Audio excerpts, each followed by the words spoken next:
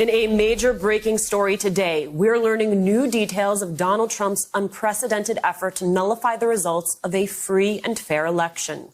Just 2 weeks before the vote was certified by Congress, Trump pressured the Department of Justice to lie to the American public, pushing top officials at DOJ to declare that the 2020 election was, quote, corrupt. That's according to records from a December phone call between Trump, the former acting attorney general, Jeffrey Rosen, and his former deputy, Richard Donahue, who took contemporaneous notes to document that conversation. According to those notes, Donahue told the president to, quote, understand that the DOJ can't and won't snap its fingers and change the outcome of the election. It doesn't work that way. Trump reportedly responded, quote, I don't expect you to do that. Just say that the election was corrupt and leave the rest to me and the Republican congressman. In other words, Trump was asking the top law enforcement agency to sacrifice its own credibility to legitimize his election lies. He continued to push his baseless claims despite being told the major allegations are not supported by evidence. In fact, the officials put it quite bluntly, saying much of the information you're getting is false.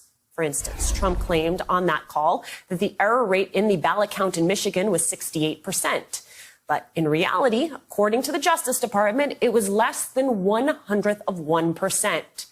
Yet Trump was undeterred, insisting that we have an obligation to tell people that this was an illegal, corrupt election.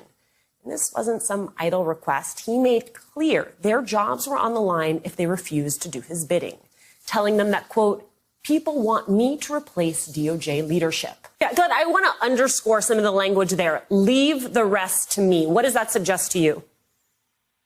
You know, it suggests that for the first time, perhaps, prosecutors will have direct evidence of Donald Trump's corrupt intent, his criminal state of mind, his guilty mens rea. This, Alicia, is the holy grail for prosecutors. When you get direct evidence, and direct evidence is simply words out of the mouth of a defendant, that he was told by his own Department of Justice officials that the election was not fraudulent, it was not corrupt, and he communicated back to them, doesn't matter, I don't care, just say it was, leave the rest to me and to my allies in Congress.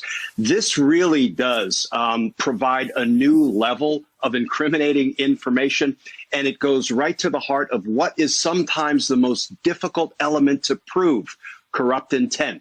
The prosecution, the Department of Justice, now has the corrupt intent to go together with the guilty act. And one question I would ask is, why did people like Jeffrey Rosen and Richard Donahue cover this up? Why didn't they come forward with it? Because their cover-up of this allowed January 6th to happen. These are some of the questions that I think we're going to have to get answers to moving forward. Glenn, in another part of the exchange, Trump falsely claims that the elections in Georgia, Nevada, Arizona, and Michigan were all corrupted. He accuses the DOJ of failing to respond to legitimate complaints and reports of crimes. And truly unbelievably, to back all of that up, he tells them that, quote, you guys may not be following the internet the way I do. The internet. Glenn, what would happen if the DOJ made decisions based on internet rumors rather than evidence?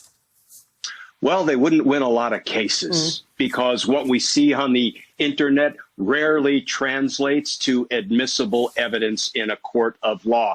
And this shows, you know, this is deflection by Donald Trump, because when he's confronted with the evidence out of the mouths of his own Department of Justice officials, people who he put in place, he chooses to disregard it and say, well, the internet or maybe the tabloids, or I heard somebody say somewhere. You know, this is a very thinly, you know, a very thin veneer of plausibility that Donald Trump is reaching for. But I'll tell you, I really can't overestimate the importance of the ability of prosecutors to now prove Donald Trump's corrupt intent. So when he stood up on January 6th and said, stop the steal, we can prove with the testimony of Jeff Rosen that he knew it wasn't a steal.